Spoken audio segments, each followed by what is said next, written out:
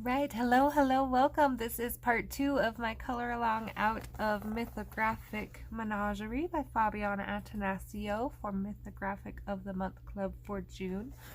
And we are working on this page here. So all the color combinations and how I did it are in part 1.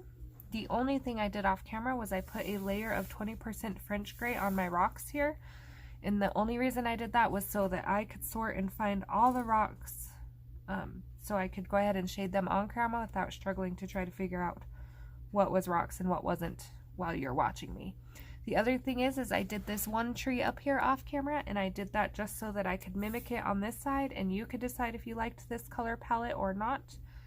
So I just wanted to have that up and ready to go so you could decide when I do this one if you like how that looks with your flower, or flower, giraffe, rocks, or not.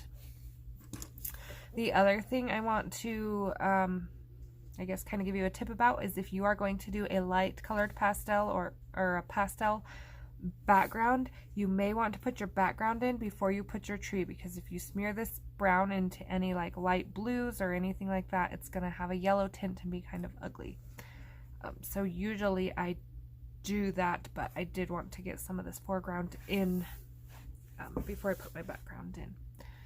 So I am going to start down here with the rocks and do some of this kind of mossy stuff and the tree, and then we'll go from there. I am thinking my background will be a part 3 video just because it will probably take me mostly all of the video to do the giraffe and the background. Okay, so again, I came in and I just shaded everywhere that I thought was rocks with 20% French gray. That is all I did. And some of it was really hard to tell with the flowers and the stems, so I didn't want you to have to watch me struggle and try to figure out, is that a leaf, is that a flower? So I did that part off camera. So my darkest is going to be 90% French gray and 50% French gray, and then I may add or take away as necessary. I went French grays because this page is a warm palette page. I don't have any cool tones really on here. So I didn't want to go cool grays or any blues or anything like that because my page is very warm. You can mix warm and cool, get kind of a fire and ice look, but I feel like I want this whole page to be warm. So even in my greens, I went more of a yellow green, which is warm. My browns are a reddish yellow browns, which are warm. Pinks, warm. So I'm going to keep with that theme throughout the page here. So starting down here on these rocks, I'm going to jump in with my 90. I wanted to say 70 and I knew that wasn't right. And I'm just going to start right away with the parts I know are going to be the darkest. And if you're not sure, you can leave it blank and come back to it later. But I know where she has these lines, I'm going to go ahead and darken.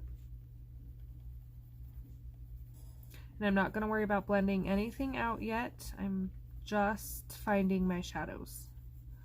So when you got a lot of things going on like this and you're trying to figure out dimension and light sources, finding your lightest and your darkest points are going to be the best way to start. So I know under this moss, I'm making mine moss is going to be a little darker. If I want this rock to come out in front of these ones here, then I'm going to shadow this line here. Sorry about the squeaking in the background of the chair. I keep telling them not to rock in the chair, and then they get to playing and forgetting and rock in the chair. So I'm sure you will hear it again. So I am going to shadow around these flowers for the main purpose that not that these flowers are necessarily, oh, that is flower. I did that when I was shading with the light color too. That is flower. So quickly, I'm going to grab my black cherry. And this is just preference. You don't have to do it like this. This just kind of, because I keep coloring this flower gray. I'm just building in a little color so that basically I quit coloring it with the stones. I am going to pull these darker purples and pinks out of this up here and pull them down here, because again, I personally, when I'm picking colors, color palettes, I never use a color on a page only once, because I feel like it stands out and it draws your eye to it. Now, if that's what you're going for, that's perfect, but I don't want the only place this dark purple is to be right here, because then our eye is going to be drawn to just this purple section. So we're going to put some of this purple down here and balance our page. Now the same thing goes with what we were talking about with the warm and cool colors. If you do mix and match with blues or cools and warms, like blues and yellows, you do want to have an even amount. You don't want to be mostly blue with one spot of yellow, or it is going to look a little weird. Okay, so again, I'm not coloring these flowers right this second, but I keep coloring them gray.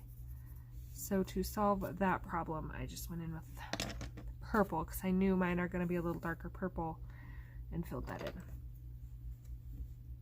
So again, back with my 90% now that I got that out of the way.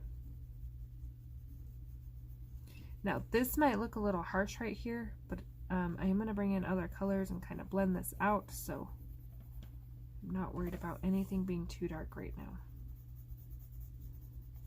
Again, French grays are warm browns, so I did go French gray for my rocks.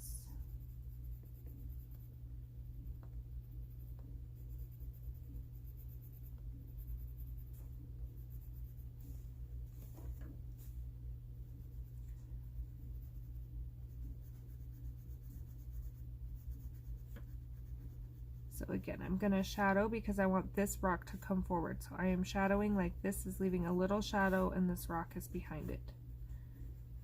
This is kind of where our dimension comes in and how we are bringing some of these rocks and plants forward and making some others appear further back.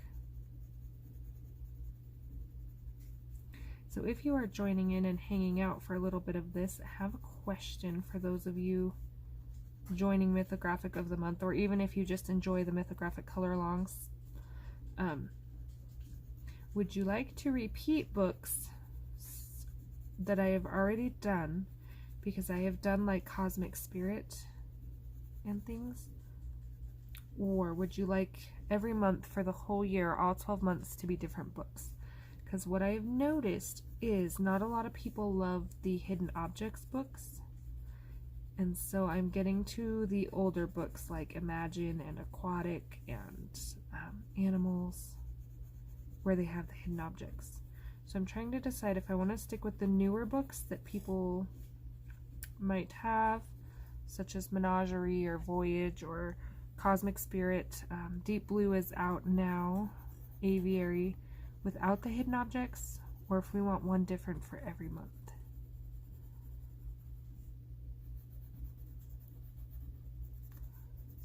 If you have a preference, please let me know. And I will probably put a poll up just to see. So I am going to shade under these little mushrooms here, just so they stand out a little as well. And same with under this leaf.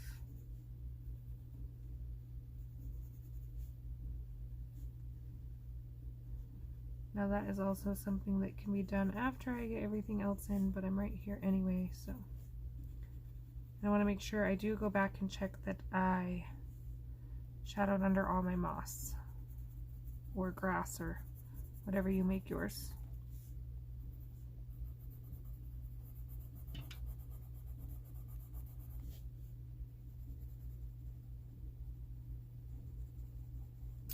This book is almost tempting to buy two of, just to do this in a blue palette as well and make this a moon flower. Maybe when the book gets a little cheaper.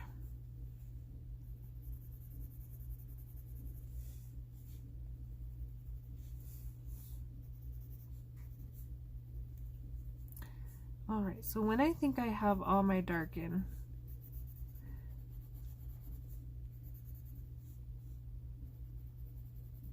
I'm going to bring in my next color.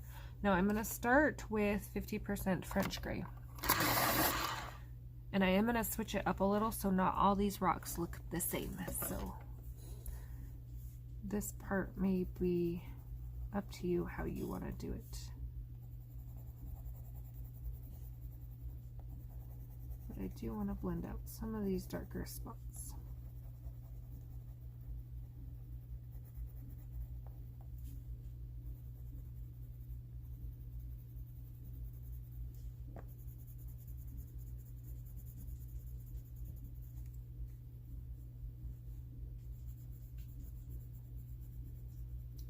So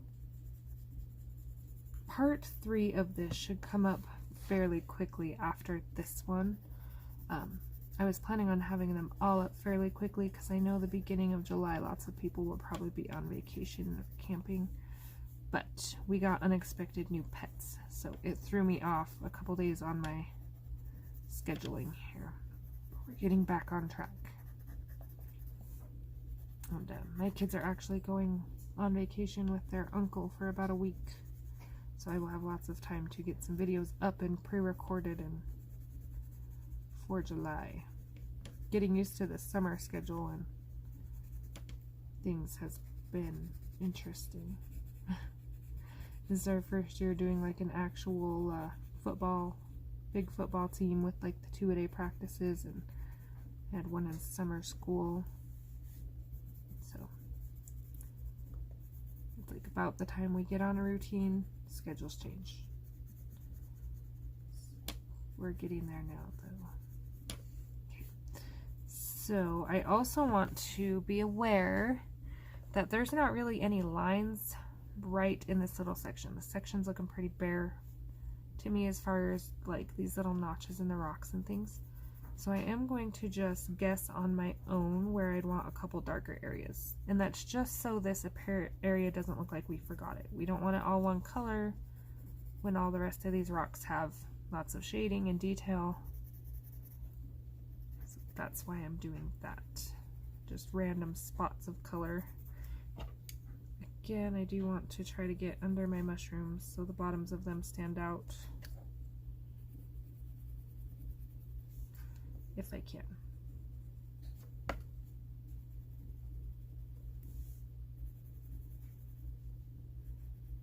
If I need to go back and darken the shadows around these leaves, I can do that too. So my next color is going to be putty beige. Now this is more of a yellowish color. So kind of up here on the top of like this rock. And I'm going to put a little of this 90 up here. And then we're going to hit it with putty beige. And it's kind of going to look like that rock has a little bend there.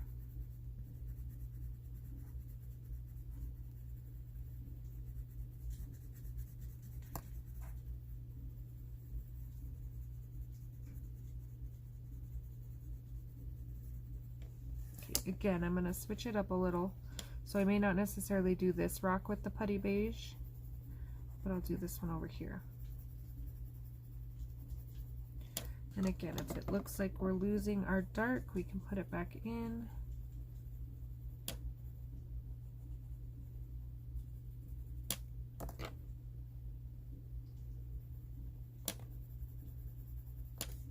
And kind of blend things out here.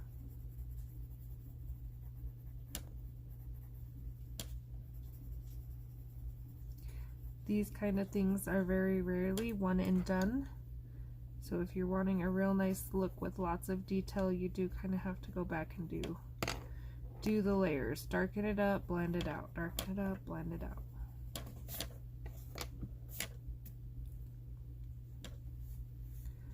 So I'm going to do this section here. And I'm actually going to darken right next to this moss because it should shadow what's behind it. And I skipped that area.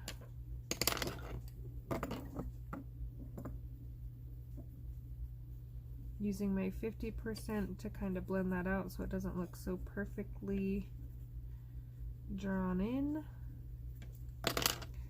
And then the putty beige on the side. And I'm not going to do the top of that rock, but I am going to add some of this putty beige throughout my page here, or my other rocks I should say.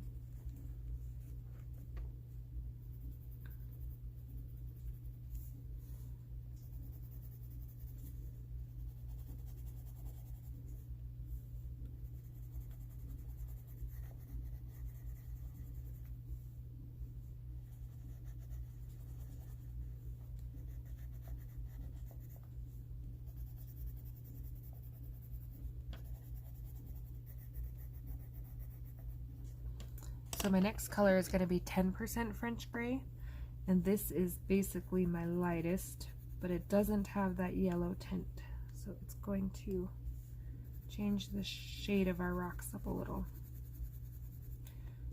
I'm going to come in with that 50 and kind of add a little shadowing here.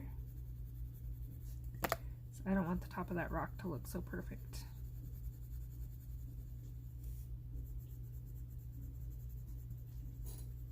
I'm going to get circular motions. And if we want this side to look a little darker, just go back in with that layer.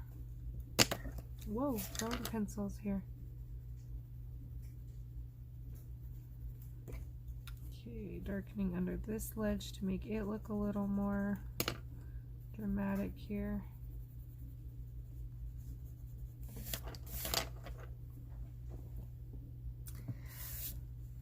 Let me see, halfway, 16. Okay, so I am probably not going to get all these rocks done, but I will do them all this way with one of the two color palettes. So I'm going to come in with the 50% here and kind of extend that little dip there.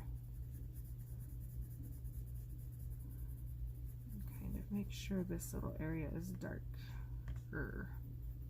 Now, I did this moss off camera so you could also see the color palette I was there and how I was pulling the yellow into it. So I do want to be careful here that I don't get gray on it, because that yellow and that gray will not go well together.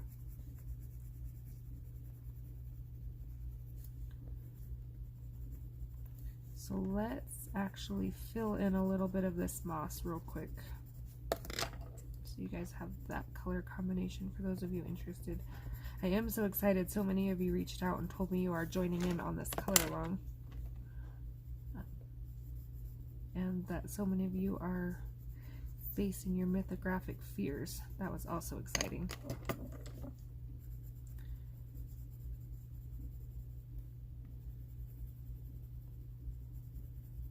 Okay, so my moss color palette I had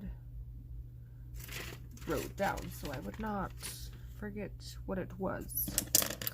But we are going artichoke, lime peel.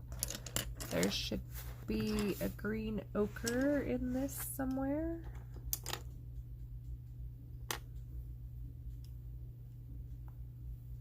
One sec, I think I put my green ochre away. Okay, so yes, we are going green ochre, artichoke, lime peel, and sunburst yellow. Now, a fun fact, you can also use this color combination on pears if you need a realistic pear color combination. So what I did was I kind of went through and I tipped all the top of this yellow so that I would know where the top of the moss is. Again, you try to keep the gray off of it.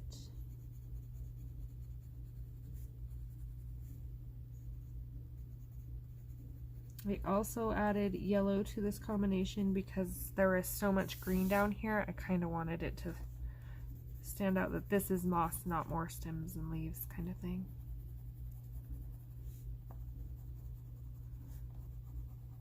I also may use this color palette on the leaves up here because they are far enough apart, and I think that the yellow, bringing the yellow up here would also be a fantastic idea. My next lightest color is the lime peel. And for now, I'm just kind of coloring over the bumps and lumps in the moss, and I will go back and kind of detail those, which I skipped on that one, once I get all the color in.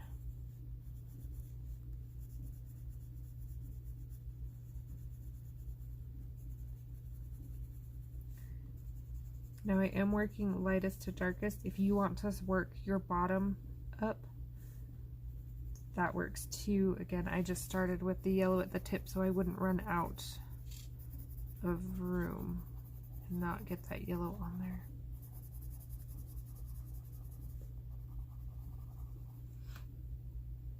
Oh, I almost skipped this one over here.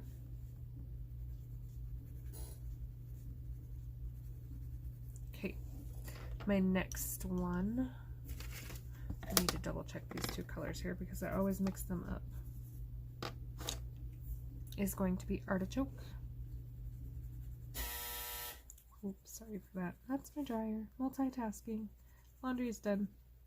Now I have to put the coloring stuff away and fold laundry. Not exciting.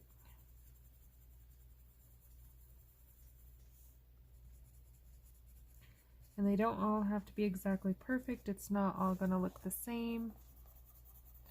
We just want to have mainly this on here for a transition color because we're transitioning this nice yellow and green to this darker brown here at the bottom.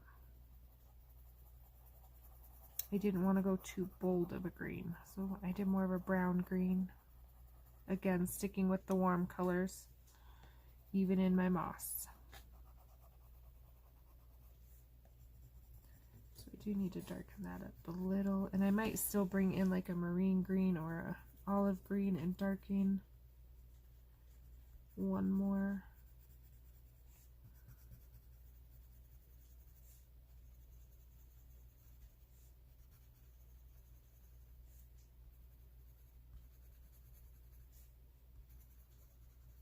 And then this will also kind of match the brown that we have going on in the French grays of our rocks.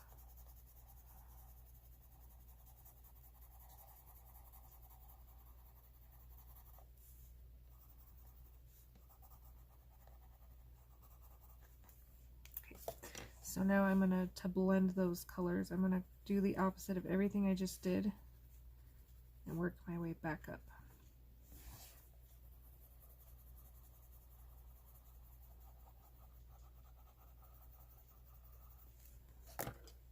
Line peel. And I am back blending all the way over all those colors so they are all mixed together.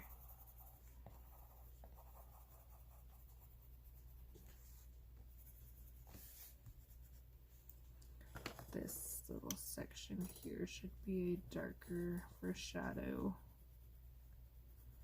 I'm trying to keep my shadows and my highlights accurate,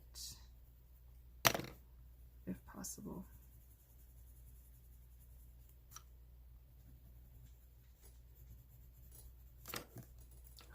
Scoot this off the page here.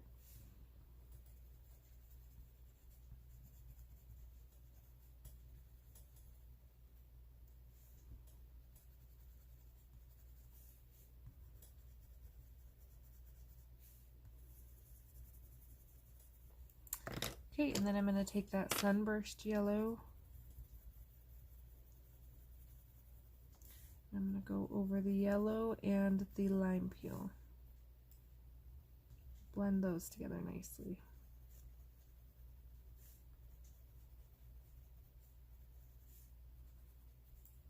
I'm going to add a little green over here because I feel like it got skipped.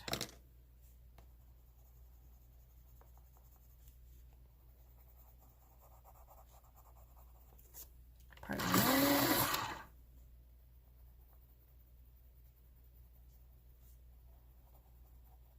Now again, I am a little heavy-handed, so this may take you more layers than it takes me. I skip this little section right here. I want to make it look like it appears behind that. Okay.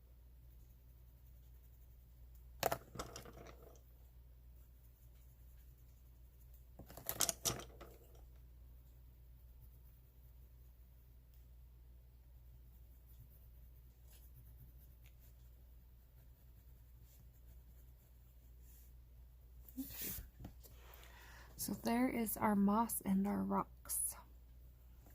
Kind of pulling our page together. So while I have these flowers half done, I'm going to go ahead and finish those. So I'm going to pull the magenta, and I'm going to use the same colors I used up here. I don't want them to look exactly the same. I don't want it to, because these are not sunflowers, otherwise I would do the same, but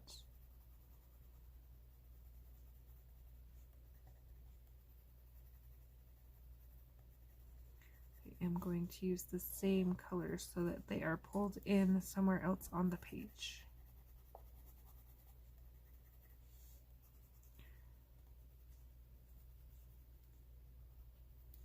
Gonna try to dodge the middle things in the flowers as best I can for now. So those will probably be some kind of orange or yellow. So I'm gonna come back in with that black cherry. Just kind of darken everything up now.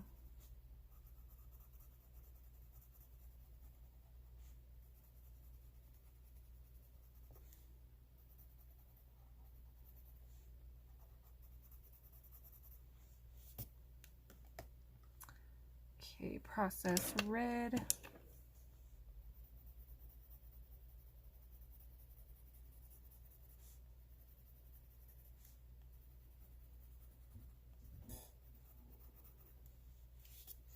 And then that hot pink. Now I am leaving a very, very small amount of white all the way around the flower. I'm not going to do it down here on the base. This looks like I skipped the purple or something down here. It looks weird. But everywhere else. And you can take the yellow, the orange, the sunburst yellow, whatever you wish. Sorry, forgot the do not disturb. Anyways, I'm going to take that sunburst yellow and just add it to the very tip edges of the leaves of this little flower here. If you don't like it, you can leave it just pink or whatever color you're doing.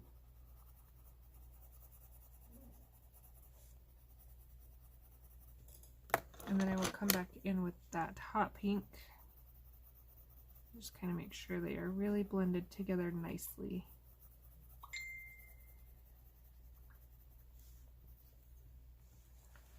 Turn that down for 1 second. I turned one phone down and forgot the other. Okay. So this flower I will do exactly the same.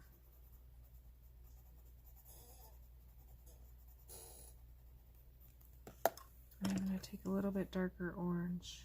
This is cadmium orange hue. Just add a little to those so they don't look so plain Jane. So there is my flowers, my moss, my rocks. Let's do a couple of these leaves here. So I pulled Prussian green, grass green, apple green, and maybe spring green. So pardon the noise. I thought I had everything sharpened, but I don't. So again, Prussian's going to be my darkest. I usually, for the most part, work darkest to lightest, but not always. Depends on the effect I'm going for. Okay, then that grass green. I don't want any blue greens because those are going to be cool colors, so I want to stick to the yellow greens that are bright.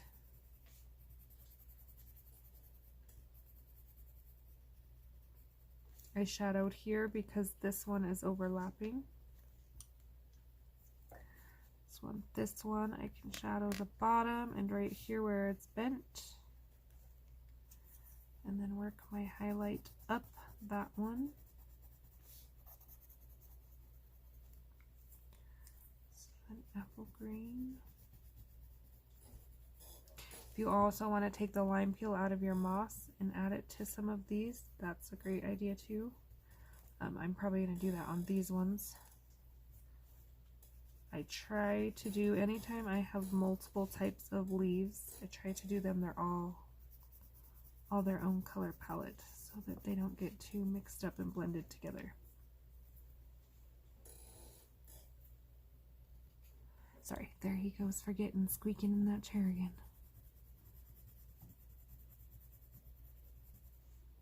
But I knew lots of people were waiting for this part, so I figured I better get it up.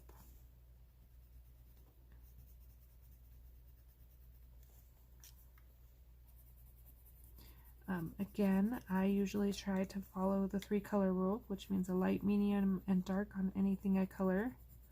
There are exceptions to that rule, but it is a great rule to try and follow for the most part.